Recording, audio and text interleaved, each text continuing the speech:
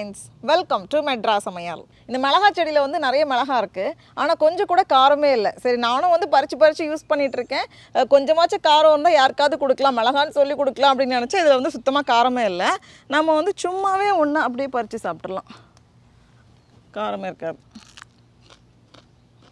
ரொம்ப லைட்டாக தான், காரமே இருக்காது. இது வந்து கொடை மிளகாவில் வந்து ஒரு டைப்பு, அதனால் வந்து அவ்வளோ காரம் இருக்காது. அதனால் நான் என்ன நினச்சிருக்கேன் அப்படின்னா, நம்ம வந்து பறிச்சுட்டு அதை வந்து ஊறுகாய் மாதிரி போடலாம், அப்படின்னா வந்து நல்லா யூஸ் பண்ணிக்கலாம் அப்படின்ட்டு. இல்லைனா வந்து நம்ம இவ்வளோ இதை வந்து யூஸ் பண்ண மாட்டோம், அதனால் வந்து சரி ஊறுகாய் மாதிரி போடலாம் அப்படின்னு சொல்லிட்டு பறிக்கலான்னு வந்திருக்கேன். இது வந்து பஜ்ஜி மிளகா, நல்லா வெயிட் போட்டு சுட சுட பஜ்ஜி பண்ணுறதுக்கு ரெடியாக இருக்குது. எவ்வளோ பெருசு பார்த்தியாடா? பாரி பாரி.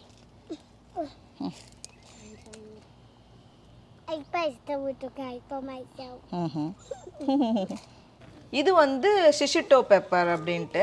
இதை வந்து மோஸ்ட்லி அவங்க வந்து சாட்டே பண்ணுறாங்க, பேன் ஃப்ரை மாதிரி பண்ணுறாங்க, உப்பு மிளகெல்லாம் போட்டு. நல்லா இருக்கு அதுவும். I told you not to get this so much.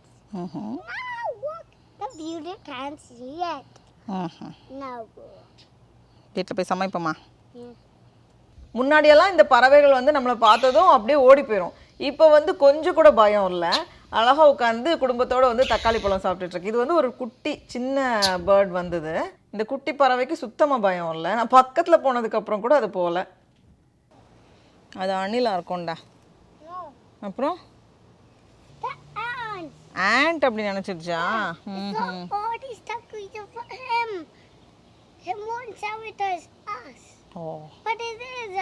ஆமா, நம்ம தக்காளி தானே அது. ஆமா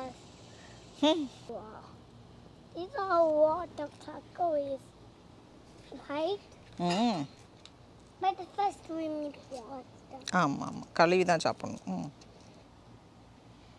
Wow, this is a big one. ஆமாண்டா. கொசு பாரு, கொசுக்கெல்லாம் அம்மா மருந்து பண்ணி வச்சிருக்கேன்டா. What's a piece in the orange takeaway?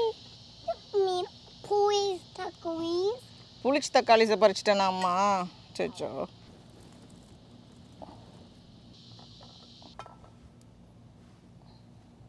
You see everyone? Goody. We can purge them now. We cannot purge them now. இது வந்து அந்த பெரிய தக்காளி. அது பார்த்தோன்னா இந்த மாதிரி காய்ச்சிருக்கு. கொஞ்சம் லேசாக வந்து இந்த கிராக் வந்திருக்கு. இது Somebody eaten this whole. யார் சாப்பிட்ருப்பாங்க? Is the poo. புழுவா?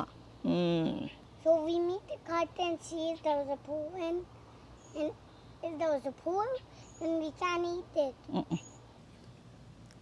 The cutie guy. குட்டி கை கலர் வந்துடுச்சுல, அதான் பறிச்சேன். இப்போ நம்ம கிரேப்ஸ் செடியில் பார்த்தோம் அப்படின்னா இந்த ரெட் கலர் கிரேப்ஸ் வந்து இப்போ கலர் வர ஆரம்பிச்சிருக்கு. இப்போ தான் இது வந்து பழுக்க ஆரம்பிச்சிருக்கு. மீதி கிரேப்ஸ் எல்லாம் ஓரளவுக்கு முடிஞ்சிருச்சு. நாங்கள் கொஞ்சம் சாப்பிட்டோம், அப்புறம் பேர்ட்ஸ் நல்லா சாப்பிடுது. கொஞ்சம் புளிப்பு கிரேப்ஸ் மட்டும் விட்டு வச்சுருக்கு, மீதி அதில் மட்டும்தான் கொஞ்சம் நிறைய கொத்து இருக்குது. இந்த கிரேப்ஸ் வந்து ரொம்பவே புளிக்குது, அதனால் பறவைகளுக்கு வந்து அவ்வளோ இஷ்டம் இல்லை.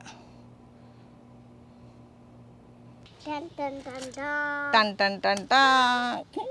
இவ்வளோ பச்சை மிளகா பறிச்சிருக்கோம், அப்புறமா இவ்வளோ தக்காளி பறிச்சிருக்கோம். இது ரெண்டையும் வச்சு நம்ம வந்து ஒரு ஊறுகாய் ஸ்டைலில் பண்ணலாம் அப்படின்னு இருக்கேன். ஏன்னா அப்போ தான் வந்து நமக்கு வந்து நிறைய நாள் வச்சு யூஸ் பண்ண முடியும், அதனால. சரி போ.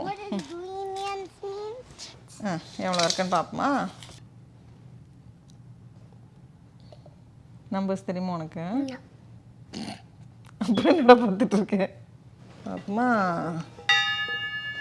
ஓகே, இது 200 கிராம் இருக்குது. நம்ம வந்து செடியில் இன்னொரு 100 கிராம் இருக்கும், அப்போ ஒரு 300 கிராமாக சேர்த்து வச்சு பண்ணலான்னு நினைக்கிறேன். Good idea. வேறு ஏதாச்சும் காய்ச்சிருந்தா கூட அவ்வளோ நல்லா இருந்திருக்கும். இந்த மிளகா வச்சு என்ன பண்ணுறதுன்னு தெரியல. இது எவ்வளோ இருக்குது பார்க்கலாம் வை. இது ஒரு தக்காளி வந்து 241 கிராம் இருக்குது. இன்னும் பறிக்காமையும் கொஞ்சம் வச்சுருக்கேன், அதை வந்து நம்ம வேறு எதுக்காது எமர்ஜென்சிக்கு யூஸ் பண்ணலாம் அப்படின்னு. இது ஒரு மிளகா கிட்டத்தட்ட 50 கிராம் இருக்குது, 48 கிராம் இருக்குது. அது பெருசு, சின்னதெல்லாம் கொஞ்சம் கம்மியாக தான் இருக்கும்னு நினைக்கிறேன். இந்த ஒரே டைப் மிளகாவை வந்து தனியாக பிரிச்சுட்டு 3 ரெசிபி பண்ணுவோமா? 673 கிராம் இதை வச்சு என்ன பண்ணுவோம்? We can cook all of them. And those chocolates, And Amma put the other ones. And I put the red ones. Like this one. இதை வந்து நம்ம ஸ்டைல் ஊறுகாய் பண்ணலாம் அப்படின்னு நினைக்கிறேன். இது வந்து இங்கே உள்ள ஸ்டைல் ஊறுகாய். இங்கே வந்து பிக்கிள் அப்படின்னு சொல்லுவாங்க.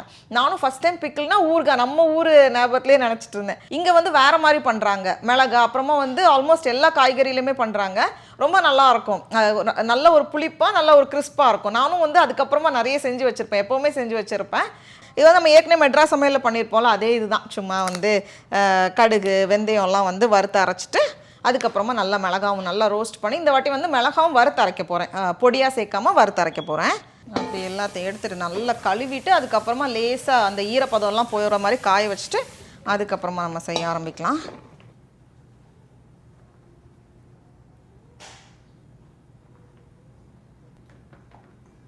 கழுவி நல்லா சுத்தம் பண்ணி வச்சுருக்கேன். இனி இதை வந்து நம்ம அப்படியே கொஞ்சம் சின்ன சின்ன பீஸாக கட் பண்ணிவிட்டு நம்ம வந்து மசாலாலாம் ரெடி பண்ணலாம். நல்லா ஃப்ளஷ் இருக்குது, அதனால் வந்து ஊறுகாய்க்கு நல்லாயிருக்கும். இல்லைனா நம்ம வந்து இதையும் பஜ்ஜி மாதிரியே பண்ணலாம். ஆனால் எவ்வளோ தான் பஜ்ஜி சாப்பிட்றது, அதனால் ஊறுகாவே சாப்பிடுவோம். நான் வந்து காஷ்மீரி மிளகாவும் சாதாரண மிளகாவும் கலந்து எடுத்திருக்கேன். இப்போ வந்து நம்ம எல்லாத்தையும் வறுத்துட்டு மிக்ஸ் பண்ணிடலாம். ஃபஸ்ட்டு ஒரு பேனில் கொஞ்சம் கடுகு சேர்த்துருக்கேன். கூடவே கொஞ்சம் வெந்தயம் சேர்த்துட்டு ரெண்டும் நல்லா ரோஸ்ட் ஆனதும் இதை வந்து ஒரு மிக்ஸி ஜாரில் மாற்றி நல்லா பவுடர் பண்ணி இந்த மாதிரி எடுத்துகிட்டு வந்திருக்கேன். இப்போ அதே பேனில் கொஞ்சம் எண்ணெய் சேர்த்துட்டு காஷ்மீரி மிளகாவும் சாதாரண மிளகாவும் சேர்த்துருக்கேன். இது ரெண்டும் நல்லா செவந்து வந்ததும் இதை வந்து மறுபடியும் மிக்ஸி ஜாரில் மாற்றிட்டு நல்லா பவுடர் பண்ணி எடுத்துகிட்டு வந்திருக்கேன். இப்போ இது கூடவே கொஞ்சம் புளியை தண்ணியில் ஊற வச்சு அதையும் சேர்த்து நல்லா அரைச்சி பேஸ்ட் மாதிரி ரெடி பண்ணி வச்சுருக்கேன். அதுக்கப்புறமா பேனில் கொஞ்சம் எண்ணெய் சேர்த்துட்டு நம்ம ரெடி பண்ணி வச்சுருக்க மிளகாவெல்லாம் உள்ளே சேர்த்துட்டு கூடவே தேவையான அளவு உப்பு சேர்த்துட்டு ஒரு 2 நிமிஷம் போல் ரோஸ்ட் பண்ணி எடுத்து மாற்றி வச்சுருக்கேன். கடைசியாக தாளிக்கிறதுக்கு கொஞ்சம் நிறைய நல்லெண்ணெய் சேர்த்துருக்கேன். எண்ணெய் சுடானதும் இதில் கடுகு வெந்தயம் பூண்டும் கருவேப்பிலை இலையும் கூடவே நம்ம அரைச்சி வச்சுருக்க அந்த பேஸ்ட் கூடவே கொஞ்சம் பெருங்காயத்தூள் கொஞ்சமாக மஞ்சள் தூள் கடைசியாக தேவையான அளவு உப்பு எல்லாத்தையும் சேர்த்துட்டு நம்ம கலந்துட்டு பார்த்தோம் அப்படின்னா சூப்பரான மசாலா ரெடியாக இருக்கும். இப்போ இது கூட நம்ம லைட்டாக வறுத்து வச்சுருந்தோம்ல அந்த மிளகாலாம் உள்ளே சேர்த்துட்டு நல்லா கலந்துட்டோம் அப்படின்னா சூப்பரான ஊறுகாய் ரெடி ஆயிரும்.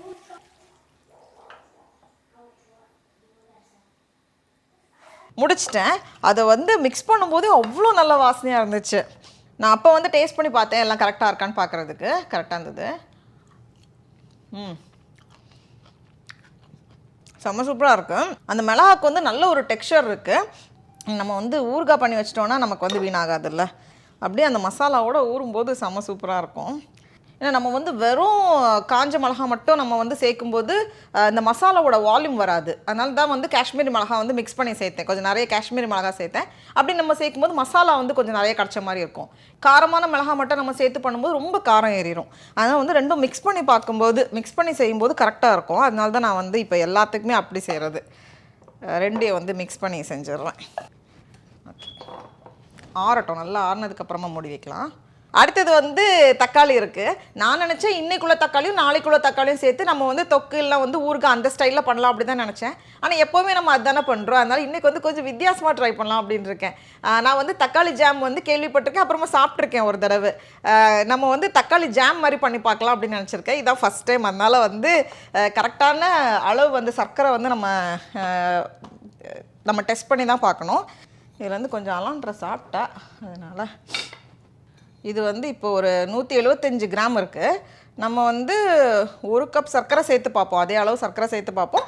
இதையும் நல்லா கழுவிட்டு தண்ணி இல்லாமல் நல்லா ஃபஸ்ட்டு தொடச்சிட்டு அதுக்கப்புறமா செய்வோம். ஃபஸ்ட்டு 2 டேபிள் ஸ்பூன் வெண்ணெய் சேர்த்துருக்கேன். வெண்ணெய் உருகுனதும் இதில் நம்ம வச்சுருக்க தக்காளி பழத்தெல்லாம் உள்ளே சேர்த்துட்டு நல்லா அது ரோஸ்ட் ஆனதும் இதில் வந்து 175 கிராம் சர்க்கரை சேர்த்துருக்கேன். கூடவே ஒரு சிட்டிகை உப்பு சேர்த்துட்டு நல்ல ஒரு ஜாம் பதத்துக்கு வந்ததும் நம்ம ஸ்டவ் ஆஃப் பண்ணி வச்சிடலாம். தக்காளி ஜாம் ரெடி பண்ணிட்டேன். ஆனால் வந்து தக்காளி வந்து ரொம்ப கம்மி. நான் வந்து சுகர் வந்து ஈக்குவலாக போட்டேன். நம்ம வந்து தக்காளி கொஞ்சம் கூட நிறைய போட்டிருந்துருக்கலாம். இவ்வளோ கம்மி தக்காளியில் பண்ணிடக்கூடாது. நம்ம டேஸ்ட் பண்ணி பாரு.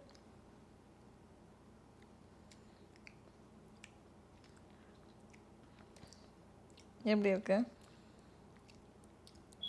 என்னத்த சொல்கிறது இல்லைடா. எப்படி இருக்குதாங்க? தோலா? ஆமாம்மா, தோல். சரி. நல்லா இருக்கா? டேஸ்ட் எப்படி இருக்கு? good. உனக்கு பிடிச்சிருக்கா? சரி, உனக்கு பிடிச்சிருந்தா போதும். உனக்கு பிடிச்சிருக்கா? பரவாயில்ல, அவளுக்கு பிடிச்சிருக்கு. நான் வந்து ஃபஸ்ட்டு சர்க்கரை சேர்க்கும் போது நினச்சேன் ரொம்ப அதிகமாக சேர்த்துட்டேன் அப்படின்னு. எனக்கு வந்து தக்காளி சூப் அது மாதிரி பட்டதெல்லாம் ரொம்ப பிடிக்காது. நமக்கு வந்து ரொம்ப தக்காளி இருக்கிற அந்த இது பிடிக்காது. ஆனால் நான் வந்து ஜாமுக்கு வந்து பெரிய ஃபேன் கிடையாது. ஆனால் வந்து அந்த தக்காளி சூப் அந்த டேஸ்ட்லாம் பிடிச்சவங்களுக்கு கண்டிப்பாக வந்து எக்ஸ்ட்ரா தக்காளி சேர்த்தா தான் பிடிக்கும். இது வந்து கொஞ்சம் ரொம்ப இனிப்பு சைடில் தான் அதிகமாக இருக்குது. இல்லை தங்கம், ஆனால் ரொம்ப கம்மியாக தான் வருது. இவ்வளோ கம்மி தக்காளியில் நம்ம செஞ்சுருக்கக்கூடாது. ஆனால் ஃபஸ்ட் டைமுக்கு நமக்கு பிடிக்குதா பிடிக்கலையான்னு பார்க்குறதுக்கு இது ஓகேன்னு நினைக்கிறேன்.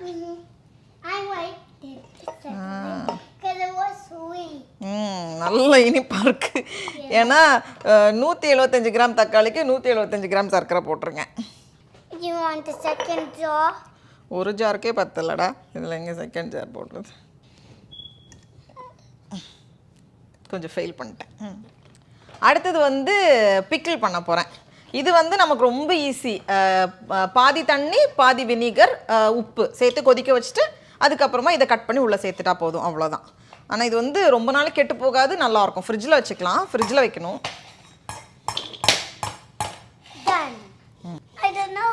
பஜ்ஜி,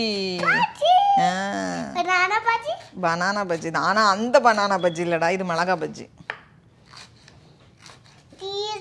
ஆமாம், அது காரம் பஜ்ஜி. லேசாக தான் காரம், நல்ல காரம் இருக்காது. சரியா? Amma, so when you're done cutting all of them, you put them in this bowl. Sure. And then you take it over there. So you don't need to take it your full hand. Because it's so hard, you know. Right? Amanda. So I bring the bowl for you. Thanks, thanks. Welcome. You don't need to thank me. Sure. And my favorite fruit. Guy வைக்காதாங்க. Guy கழுவிரு. Why? காரம் இல்லை தான், இருந்தாலும் கையை கழுவிரு. It's okay. Nothing but. Nothing but. And also my favorite லேசாக கையை கழுவிரு போ. Battery. Quick. இப்படி நம்ம வந்து ஒரு 4 தடவை ஷேக் பண்ணும்போது அந்த ரொம்ப எக்ஸஸ் இருக்கிற விதைகள்லாம் கீழே வந்துடும். அப்புறம் நம்ம இதை மட்டும் யூஸ் பண்ணிக்கலாம் அப்படியே. இப்போ வந்து செய்ய ஆரம்பிச்சிருவோம். 1.5 கப் வினிகர், அதுக்கு வந்து 1.5 கப் தண்ணி சேர்த்துருக்கேன். கூடவே கொஞ்சம் மிளகு, பூண்டு, அப்புறமா நிறைய உப்பு சேர்த்துட்டு தண்ணி நல்லா கொதிச்சு வந்ததுக்கப்புறமா நம்ம ரெடி பண்ணி வச்சுருக்க மிளகாயெல்லாம் வந்து உள்ளே சேர்த்துட்டு நம்ம வந்து ஸ்டவ் ஆஃப் பண்ணிடலாம். இதை வந்து ஒரு வாட்டி கலந்துட்டோம் அப்படின்னா ரெடி ஆகிரும்.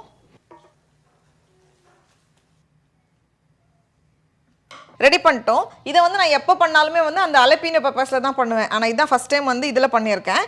இங்கே வந்து அவ்வளோ வச்சுருப்பாங்க, நம்ம வந்து எதிர்பார்க்காததெல்லாம். முட்டையில் வந்து பிக்கிள் பண்ணியிருப்பாங்க. அது மட்டும் இல்லாமல் வந்து வெள்ளரிக்காய், கேரட், அப்புறமா வந்து முள்ளங்கி, அது மாதிரி எல்லா காய்கறியிலுமே பண்ணியிருப்பாங்க. பீட்ரூட் எல்லாத்துலேயுமே பண்ணியிருப்பாங்க.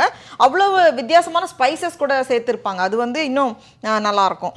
இந்த ஷவர்மா, அதுக்கப்புறமா அந்த நம்ம சும்மா அந்த சப்பாத்திலெல்லாம் வித்தியாசமாலாம் ட்ரை பண்ணுவோம்ல, அது மாதிரி பண்ணும்போதெல்லாம் நம்ம வந்து உள்ளே வச்சுக்கலாம்.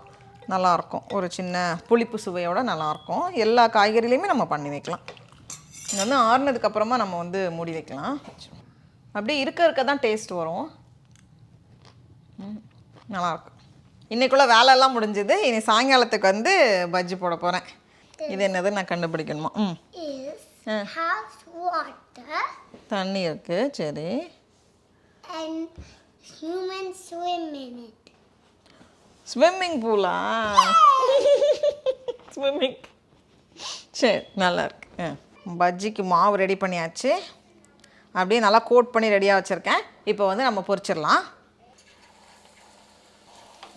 டடா, பஜ்ஜி ரெடியாக இருக்குது, காஃபி ரெடியாக இருக்குது. நம்ம வந்து அப்படியே சாப்பிடாம நம்ம வந்து கொஞ்சம் அந்த பீனட் க்ரன்ச் இருக்கும்ல, இதெல்லாம் வந்து போட்டு நல்லா இடித்து அப்படியே அது மேலே சேர்த்து சாப்பிடும்போது செம்ம டேஸ்ட்டாக இருக்கும்.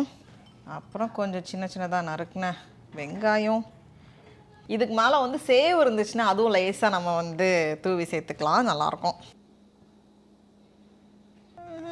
பாருங்க செம்மல்ல.